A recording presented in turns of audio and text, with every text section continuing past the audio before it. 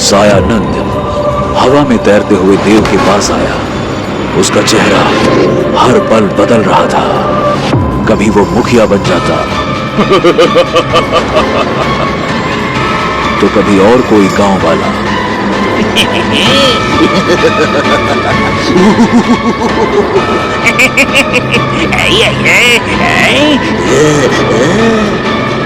उसका अपना कोई रूप नहीं था।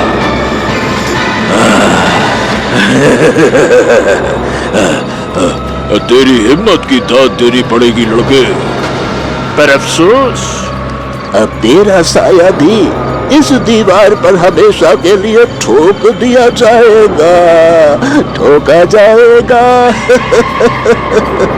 पंडाली गांव के दोपहर में आज परिंदों की चहचहाहट नहीं बल्कि किसी के नाखूनों के टूटने की आवाज गूंज रही थी।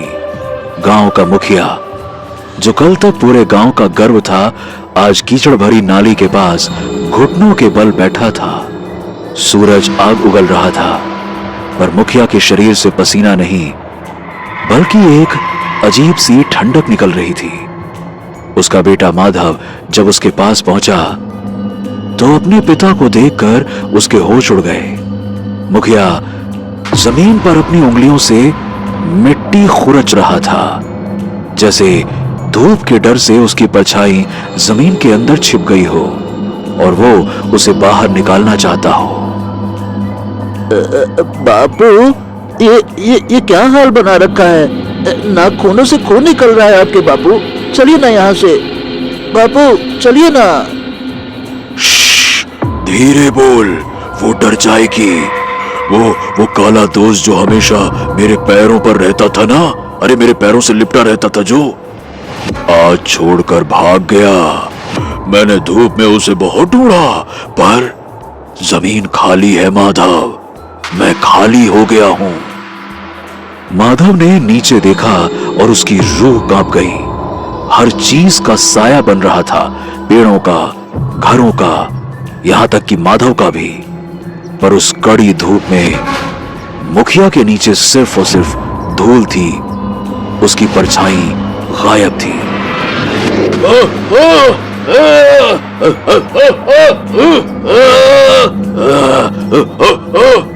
मुखिया चिल्ला रहा था। माधव अपने पिता की हालत देखकर रो रहा था।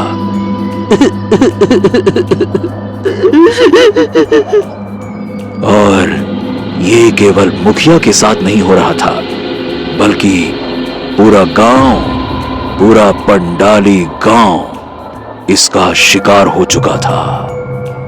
हर जुबान पर बस एक ही खौफनाक बात थी कि कल रात वो रहस्यमयी बहरूपिया फिर आया था। उसने मुखिया के जिस्म से उसका साया छीन लिया और बिना परछाई के मुखिया अब सिर्फ एक खोखला पुतला बन गया था, जिसका वजूद पहाड़ी के पीछे उस बहरूपिया के पास कैद था। पंडाली गांव से कोसों दूर देव कश्यप वन विभाग के ऑफिस में बैठा लैपटॉप पर काम कर रहा था। देव का भले ही इस काम में मन नहीं लगता था, पर फिर भी वो ये काम पूरी तसल्ली से करता था। तभी ऑफिस का प्यून मनोहर देव के लिए चाय लेकर आया। चाय सर, आपकी ये रही चाय। अरे चाय तो ठीक है मनोहर, मैंने तुम्हें जो फाइल जेरोक्स कराने के लिए बोली थी वो कहाँ है? क्या अभी तक कराई नहीं क्या?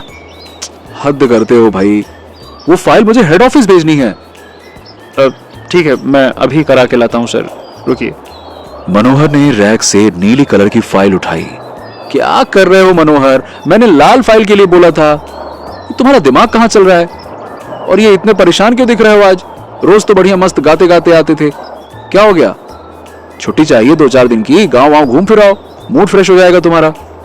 साहब क्या बताएं, सही बताएं, अब लगता है कि हम गांव कभी न जा पाएंगे। मेरे बूढ़े माँ बाप कल रात गांव छोड़कर यहाँ मेरे पास रहने आ गए। पूरा गांव खाली हो रहा है साहब, इंसान की परछाइयाँ गायब हो रही हैं।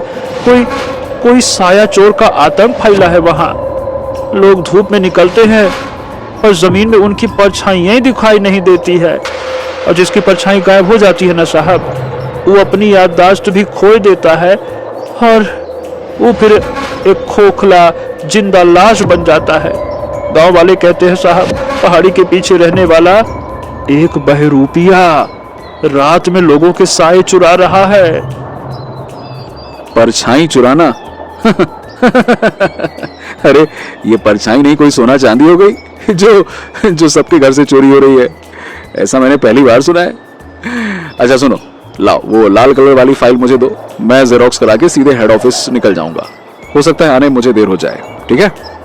अच्छा हाँ सुनो, तुमने अपने गांव का नाम क्या बताया? पंडाली गांव देव साहब, पंडाली। देव फाइल लेके अपने डेस्क से उठकर चला गया। शाम हो चुकी थी। देव हेड ऑफिस से वापस लौट रहा था, पर उसके मन में बस एक ही सवाल घूम रहा था, क्या सच में ऐसा हो सकता है? क्या सच में लोगों की परछाई गायब हो रही है, या ये सिर्फ एक वहम है? परछाइयां गायब हो जाना, वाह, ऐसा तो पहली बार सुन रहा हूं। ये सोचते सोचते उसने अपनी जीप पंडाली गांव की तरफ मोड़ दी। आखिरकार देव निकल पड़ा उस सवाल का जवाब ढूंढने जिसने पूरे पंडाली गांव की नींद उड़ा रखी थी। सूरज बस ढलने ही वाला था और देव पंडाली गांव की गलियों में घुसा।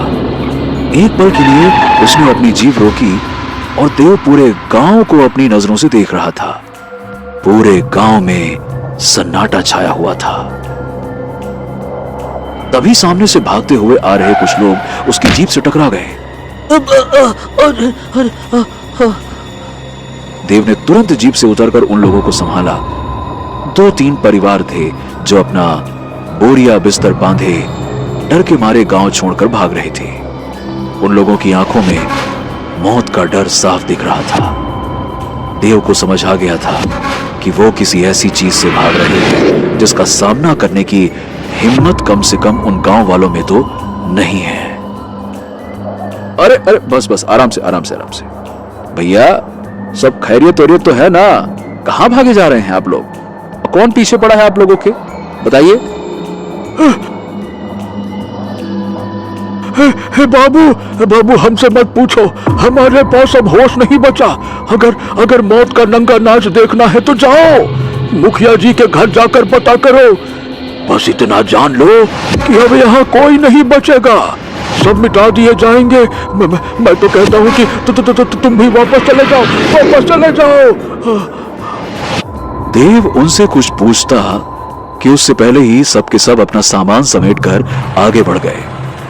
देव ने तुरंत अपनी जीप स्टार्ट की और बिना देर किए मुखिया के घर की तरफ निकल पड़ा। चारों तरफ अंधेरा हो चला था। देव ने मुखिया के घर के आगे अपनी जीप रोकी और जीप से उतरकर दरवाजा खटखटाया। तभी एक तेज हवा के झोंके से वो दरवाजा अपने आप खुल गया। हवेली के अंदर एक अजीब सी खामोशी फैली हुई थी। देव खाली आंगन में चुपचाप खड़ा था। उसने दबे पांव अंदर कदम बढ़ाए और मुखिया को आवाज लगाई। मुखिया जी, मुखिया जी, मुखिया जी, कहां हैं आप? मुखिया जी। हवेली का सन्नाटा देव को चुभने लगा था। तभी अचानक आंगन के दूसरे कोने से लोहे की भारी जंजीरों के टकराने और किसी के दर्द से कराहने की आवाज आई।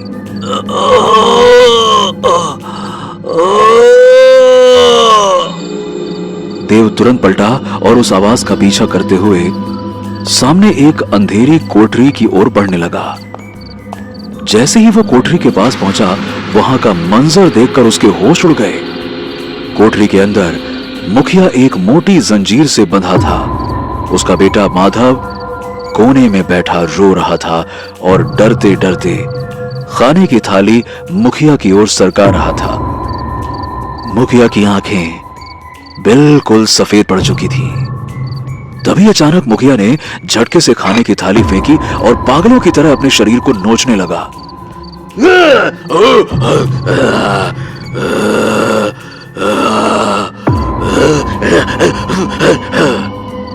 देव ये देखकर सन्न रह गया। तभी उसने गौर किया कि कोठरी में लालटेन की रोशनी तो थी, पर दीवार पर मुखिया की कोई परछाई नहीं बन रही थी। देव ने आगे बढ़कर माधव के सिर पर प्यार से हाथ फेरा। बच्चे, बताओ क्या हुआ है तुम्हारे बापू के साथ? माधव की आंखों से आंसू थम नहीं रहे थे।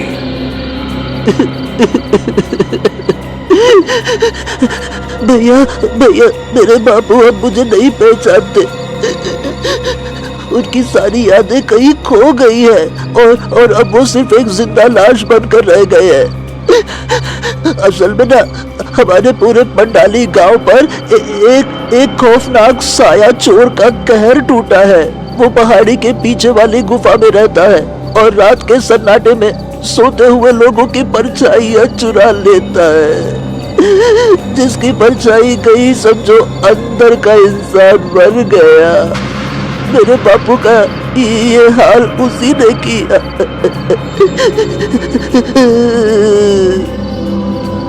माधव की बातें सुनकर देव को समझ में आ गया कि मामला उसकी सोच से कहीं ज्यादा गहरा और खतरनाक है। तभी अचानक मुखिया दोबारा चीखने चिल्लाने लगा।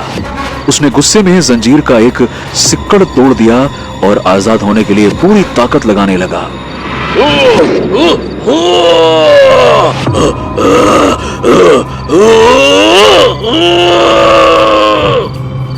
देव तुरंत मुखिया की ओर बढ़ा और बिना देरी किए अपने गले से अपना लॉकेट निकालकर उसके सामने कर दिया। लॉकेट से एक तेज रोशनी निकली जो सीधे मुखिया के चेहरे पर पड़ी। उस रोशनी का असर होते ही मुखिया का गुस्सा धीरे धीरे कम होने लगा।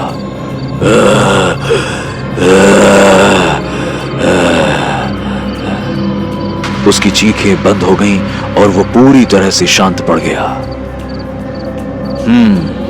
बेटा, तुम्हारे बापू अब शांत हैं। उन्हें अब थोड़ा आराम मिलेगा, है ना?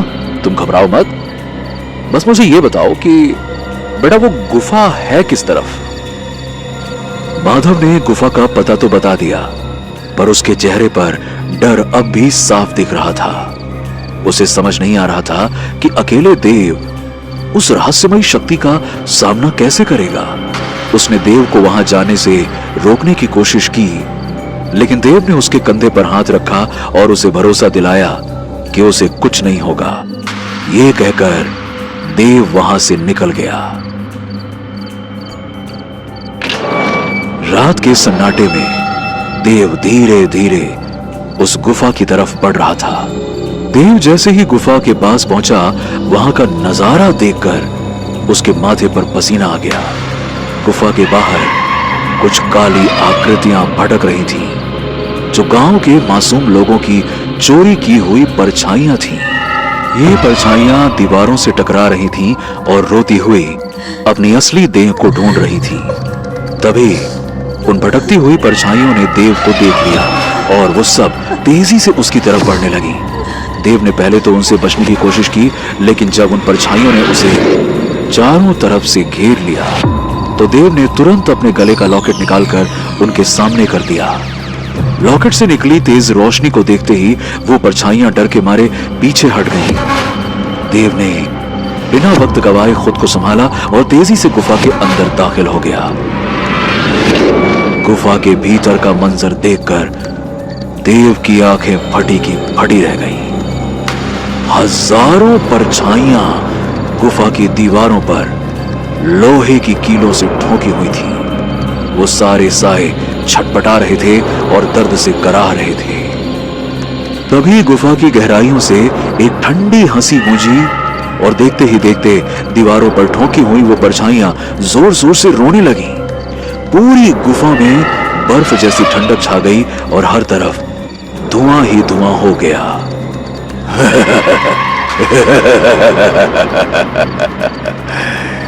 टक टक टक टक टक टक टक।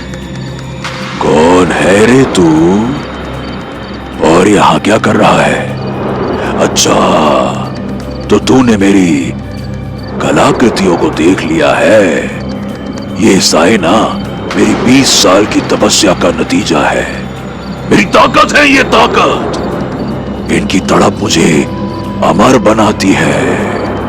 और अब तेरी परछाई भी इसमें शामिल हो जाएगी। अचानक दीवारों पर कैद वो परछाइयां रस्सी की तरह लंबी होने लगी और कीलों से छूटकर बाहर निकल आईं। सायानंद उन्हें कठपुतलियों की तरह नचा रहा था और अब वो सारी एक साथ देव की ओर लग गई। इससे पहले कि वो परछाइयां उसे जकड़ पाती, देव को खतरे का आभास हुआ और उसने तुरंत एक तरफ छलांग लगाई। अरे सायानंद, ये कायरों की तरह अंधेरे में क्यों छुपा है? अरे हिम्मत है तो बाहर निकल और सामने से वार करना, कायर कहीं के।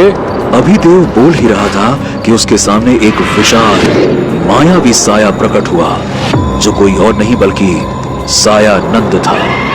देव उसे देख ही रहा था कि तभी सायानंद ने हाथ घुमाते हुए तुरंत काली ऊर्जा का एक गोला देव की तरफ फेंका। देव हड़बड़ाया और अपनी जगह से हटकर दूसरी साइड हो गया, पर उस काली शक्ति ने भी अपना रास्ता बदल लिया और वो वापस देव की ओर वार करने के लिए बढ़ी। उस शक्ति से लड़ने के लिए देव ने तुरंत अपना लॉकेट उसके सामने कर दिया।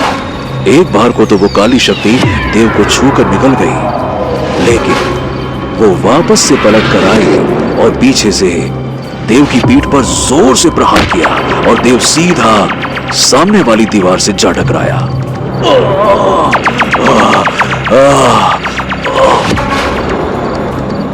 सायानंद हवा में तैरते हुए देव के पास आया। उसका चेहरा हर पल बदल रहा था। कभी वो मुखिया बन जाता तो कभी और कोई गांव वाला।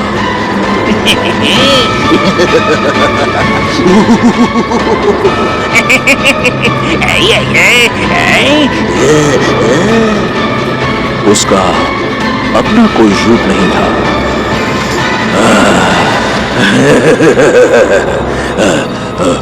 तेरी हिम्मत की दाद देनी पड़ेगी लड़के। पर अफसोस, अब तेरा साया भी इस दीवार पर हमेशा के लिए ठोक दिया जाएगा, ठोका जाएगा। सायानंद आगे बढ़कर देव पर दोबारा हमला करने ही वाला था कि देव ने हिम्मत जुटाकर अपना लॉकेट गले से निकाला और सायानंद के सामने कर दिया।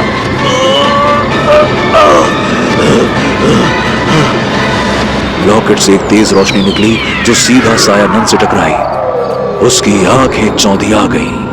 वो दर्द के मारे जोर जोर से चिल्लाने लगा और गुफा के दूसरी ओर अंधेरे कोने में जाकर छिप गया।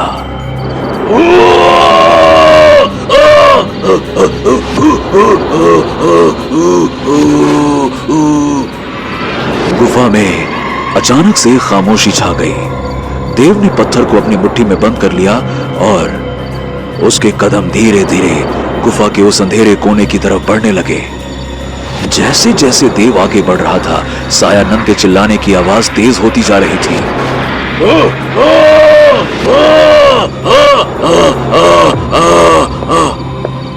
देखो, मेरी बात सुनो। मैं यहां तुम्हें नुकसान पहुंचाने नहीं, बल्कि तुम्हारी मदद करने आया हूं। मुझसे डरो मत। सामने आओ दोस्त, सामने आओ। कहां हो तुम? मैं मदद करूंगा तुम्हारी। आओ। सायानंद का चिल्लाना तुरंत बंद हो गया और कुछ ही सेकंड्स के बाद उसने डरते हुए अपना सर अंधेरे से बाहर निकाला। उसके चेहरे पर डर साफ दिख रहा था। सायानंद अंधेरे से निकलकर देव के सामने आकर खड़ा हुआ। देव ने बिना देर किए अपना लॉकेट किसी पेंडुलम की तरह सायानंद की आंखों के सामने झुलाने लगा। पत्थर की चमक देखते ही सायानंद पर जादू सा हो गया और वो पूरी तरह से सम्मोहित हो गया। तो अब बताओ सायानंद, कौन हो तुम और ये सब क्यों कर रहे हो?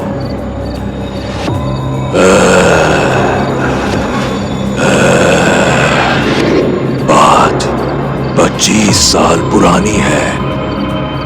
मेरा नाम था आनंद। मैं इसी पंडाली गांव का एक दुबला पतला अनाथ लड़का था, पर अफसोस गांव के लिए मेरा कोई वजूद ही नहीं था। सबसे बड़ा दुख ये नहीं था कि मेरे माँ बाप नहीं थे, दुख ये था कि मुझे ना कोई देखता ही नहीं था। स्कूल में मास्टर मेरी हाजिरी लगाना भूल जाते, बच्चे मुझे खेल में बुलाना भूल जाते। मैं भूखा होता तो लोग रोटी देने के बजाय ऐसे नजरअंदाज कर दे जैसे मैं हवा हूं। मैं जिंदा तो था, पर सबके लिए अदृश्य था। धीरे धीरे मैं बड़ा होता चला गया। 25 साल निकल गए, पर फिर भी मैं गांव वालों के लिए एक गुमनाम परछाई ही था।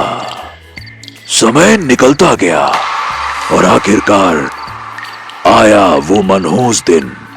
हर रोज की तरह मैं खेत से काम करके वापस घर की ओर जा रहा था। तभी गांव के कुछ लड़कों ने मुझे रास्ते में रोक लिया। उन्होंने मजाक मजाक में मुझे पकड़ा और मुझे अपने साथ गांव की पहाड़ी पर ले गए। पहाड़ी के ठीक ऊपर एक गुफा थी। उन्होंने मुझे उस गुफा में धक्का देकर उसे पत्थर से बंद कर दिया। कई रातों तक मैं उस गहरी खामोशी में भूखा प्यासा तड़पता रहा। तब मुझे एहसास हुआ कि मौत से ज्यादा खौफनाक तो अकेलेपन का अंधेरा है। दिन बीतते गए, भूख और प्यास ने मेरे शरीर को तोड़ दिया था, पर मेरे अंदर का गुस्सा और नफरत बढ़ती चली जा रही थी। उस गुफा के सबसे अंधेरे कोने में एक सदियों पुरानी चीज कैद थी, जो मेरी तड़प सुनकर जाग गई। और आखिरकार मेरी मुलाकात उस शक्ति से हुई जिसे मैंने अपना गुरु मान लिया। उन्होंने मेरी आंखों में देखा और कहा, आनंद, अगर दुनिया की नजरों में आना है तो पहले इंसानियत की इस खाल को उतारकर फेंकना होगा। उस तांत्रिक के कहे अनुसार मैंने छाया सिद्धि का खौफनाक रास्ता चुना। मैंने छाया सिद्धि की, मैंने अपनी आत्मा का सौदा किया और अपनी उस परछाई को शैतान की बलि चढ़ा दी। उस दिन आनंद मर गया और उस अंधेरे से सायानंद का जन्म हुआ। अपनी परछाई खोते ही मुझे एक भयानक सच का पता चला। बिना साए के मेरा शरीर धुआं बनकर हवा में मिटने लगा था। मुझे जिंदा रहने के लिए दूसरों के वजूद की जरूरत थी। इसीलिए मैं लोगों के साए चुराने लगा, ताकि उनकी यादें, उनकी ताकत और उनका रंग मैं अपने ऊपर ओढ़ सकूं। मैंने प्रण किया कि मैं पांडाली को एक ऐसा गांव बना दूंगा जहां सिर्फ मैं अकेला राजा रहूं, जिसे दुनिया देख सके, और बाकी सब सिर्फ अंधेरे में भटकने वाली बिना साए की लाशें। गुफा की इन दीवारों पर ये जो साए तुम्हें कीलों से ठोके हुए दिख रहे हैं ना, ये पंडाली गांव के लोग ही हैं, जो अब मेरे गुलाम हैं, और इनका तड़पना ही अब मेरा सुकून का जरिया है। पंडाली के लोगों से यही तो मेरा बदला है। जीते जी उन्होंने मुझे नजरअंदाज किया और अब मैं उन्हें मिटा रहा हूं। तो ये है तुम्हारी नफरत की वजह। पर सायानंद, दूसरों को अंधेरा देकर तुम अपना उजाला नहीं ढूंढ सकते। सायानंद की दर्द भरी दास्तान सुनने के बाद देव को उस पर तरस आया, पर वो जानता था कि इतने मासूम लोगों को इस हाल में तो नहीं छोड़ा जा सकता।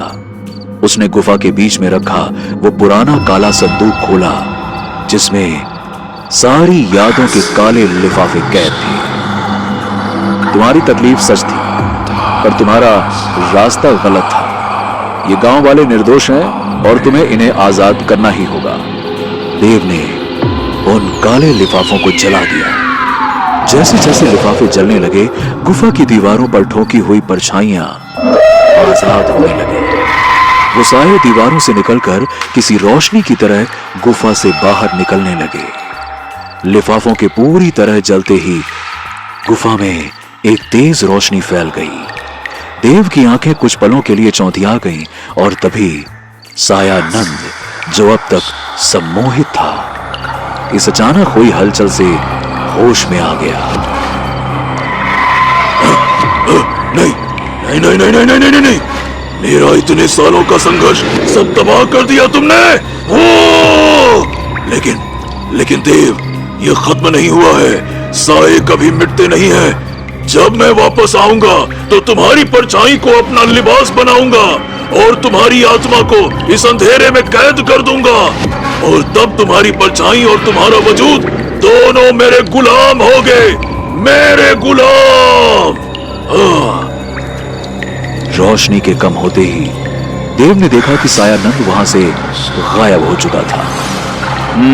आज तो तुम बचकर निकल गए सायानंद, लेकिन अब पंडाली के लोगों को उनका खोया हुआ वजूद वापस मिल गया है। अगली बार जब हमारा सामना होगा तो याद रखना, भूतनाशक पार्टी पूरी तैयारी के साथ आएगी। अगली सुबह जब सूरज उगा, पंडाली गांव में खुशी की लहर थी। मुखिया अपने बेटे माधव को पहचान चुका था और गांव की हर गली में लोगों के साए उनके साथ चल रहे थे। देव ने गांव के लोगों को खुश देखकर अपनी जीप स्टार्ट की और वहां से निकल पड़ा अपने घर की तरफ। दोस्तों, कैसी लगी आपको ये खौफनाक और रोमांचक कहानी? नीचे कमेंट करके जरूर बताइए। और अगर आपको ये कहानी पसंद आई तो लाइक, शेयर और भूतनाशक पार्टी को सब्सक्राइब करना ना भूलें। हर शुक्रवार हम लाएंगे एक नई हॉरर स्टोरी, तो तुरंत बेल आइकन को दबा दें ताकि ऐसी ही हैरत अंगेज कहानी आपसे कभी छूट ना जाए, क्योंकि डरोगे तभी तो आगे बढ़ोगे।